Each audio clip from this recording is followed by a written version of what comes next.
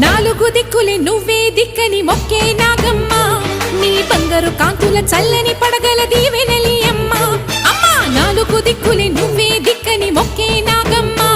నీ బంగారు కాంతుల చల్లని పడగల దీవెనలి అమ్మ నమ్మిన వారికి నాగుల జాతికి అమ్మవు నీవమ్మ పసుపు కుంకుమ పడతుల కొసగే దేవత నీవమ్మ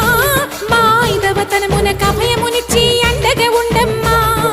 చల్లని చూపుల నాగమ్మ మా పిల్ల